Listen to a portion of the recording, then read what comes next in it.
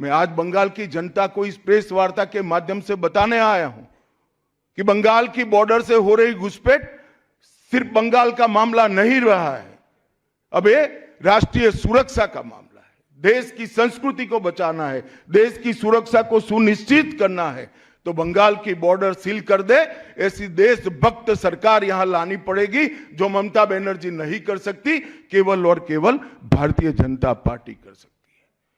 घुसपैठ के अलावे भ्रष्टाचार से पूरी बंगाल की जनता त्रस्त है।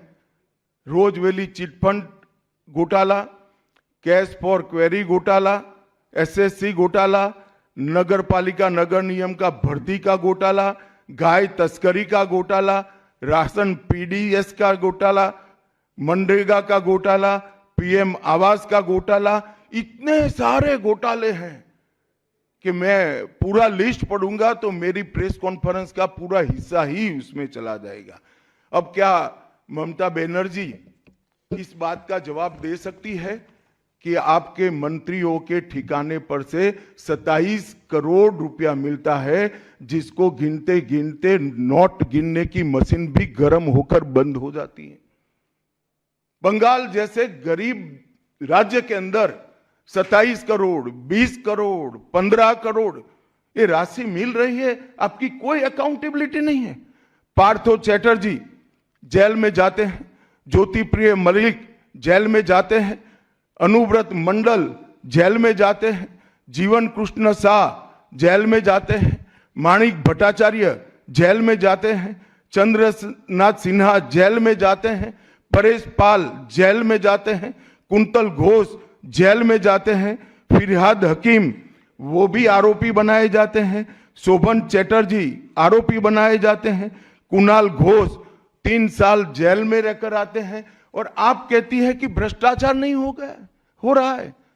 आप आंख मूंद लिए ही हो भ्रष्टाचार के लिए, मगर बंगाल की जनता अपनी आंख बंद कर कर नहीं बैठी है। गरीब बंगाल की जनता के अधिकार का पैसा आपकी कैडर की भेंट चढ़ रहा है, आपको इसको जवाब देना पड़ेगा। महिलाओं की सुरक्षा ये बहुत बड़ा मुद्दा बना है, और अधिकृत रूप से कहा जाता है कि महिलाएं 7 बजे के बाद अपने हॉस्टल और घर से न निकले। हम कौन से जमाने में जी रहे, मुगल काल में जी रहे हैं क्या? ममता जी, ये आजाद भारत, यहां माताओं बहनों को पूरा दिन जब इनकी मर्जी हो, जब इनको काम हो, घर के बाहर निकलने की सुरक्षा प्रदान करना ये हमारा संवैधानिक दायित्व है, जो देने में आपकी सरकार विफल गई है। आरजी कर मेडिकल कॉलेज का मामला हो, संदेश खाली का मामला हो, दुर्गापुर मेडिकल कॉलेज का मामला हो, साउथ कॉलेज लॉ कॉलेज का मामला हो, हर जगह बेटियां असुरक्षित हैं, और ढेर सारे लोग और ढेर सारी माताएं बहनें ये अत्याचार से तंग आ चुकी है, असुरक्षा से तंग आ चुकी, वो भी राह देख रही है कि कब वोट देने का अधिकार आए और हम इन निकम्मी तृणमूल कांग्रेस की सरकार को हटा दें। सांप्रदायिक तुष्टीकरण को इस राज्य सरकार ने अपनी नीति के रूप में स्वीकार कर लिया है। अब मरहम लगाने का प्रयास हो रहा है, मैं सुबह से देख रहा हूं, मगर अब मरहम लगाने से कुछ नहीं होता है। हृदय पर, बंगाल की हिंदुओं के हृदय पर घाव इतना गहरा बैठ गया है कि कोई मरहम काम नहीं आएगा। अब आपका जाने का समय तय हो गया है। यहां तक इंतहा कर दी, यहां तक कि पार्लियामेंट में वंदे मातरम पर चर्चा होती है। बंकिम बाबू ने रचे हुए वंदे मातरम पर चर्चा हुई, जो गीत पूरे हमारे आजादी के आंदोलन का प्रेरणा गीत बना, वो वंदे मातरम की चर्चा का तृणमूल कांग्रेस विरोध कर रही है, क्योंकि उनकी वोट बैंक इससे नाराज हो रही है। ये बंगाल की जनता कभी सहन नहीं करेगी। एक जमाना था मित्रों कि भारत के जीडीपी में बंगाल का योगदान 10.5% था और तीसरे नंबर पर था। जीडीपी में योगदान की दृष्टि से हमारा बंगाल तीसरे नंबर पर था। तीसरे नंबर पर से सरक कर ये 49 साल में वो 22वें नंबर पर आ गया। अब नीचे कोई जगह ही नहीं बची। बंगाल का इतना आर्थिक पतन कभी नहीं हुआ है। ये कम्युनिस्टों के शासन के पहले, तृणमूल के शासन के पहले प्रति व्यक्ति बंगाल की आय राष्ट्रीय औसत से 127% ज्यादा थी। 127%। देश में नागरिक 100 रुपया कमाता था तो बंगाल में 127 रुपया कमाता था। आज देश का नागरिक 100 रुपया कमाता है तो बंगाल का नागरिक 73 रुपया कमाता है।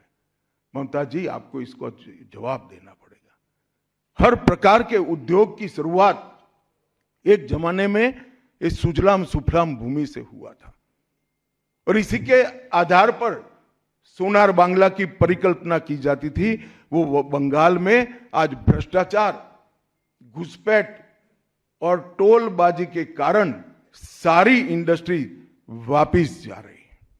केंद्र सरकार की योजनाएं लागू करने में उनको अपनी वोट बैंक गंवाने का डर है। पीएम किसान देरी से लागू किया, बंगाल के किसानों का 10,000 करोड़ रुपया चला गया। आयुष्मान भारत आज तक लागू नहीं किया और बहुत आयुष्मान भारत से बहुत एक प्रकार से कमियां वाली स्वास्थ्य साथी की स्कीम लागू की है। मुझे बताइए, कोई बंगाल का नागरिक भारत में कहीं जाता है और बीमार पड़ गया, स्वास्थ्य साथी स्कीम उसको बाहर के अस्पताल में इलाज करवा पाएगी क्या? नहीं करवा पाएगी। क्या गुनाह किया है बंगाल के गरीबों ने? देश भर के गरीबों को 5 लाख तक की पूरे स्वास्थ्य की गारंटी मिल रही है। अरे कई राज्यों ने किया कि केंद्र 5 लाख दे रहा है, उन्होंने और 5 लाख जोड़ दिए। आप केंद्र के 5 लाख इसलिए स्वीकार नहीं करना चाहते हो कि नरेंद्र मोदी से आपको डर है। डर तो ठीक ही है क्योंकि मोदी जी की लोकप्रियता बंगाल में दिन प्रतिदिन बढ़ती है, मगर इसके कारण गरीबों का आप नुकसान कर रही हो। वो बंगाल के गरीब जरूर।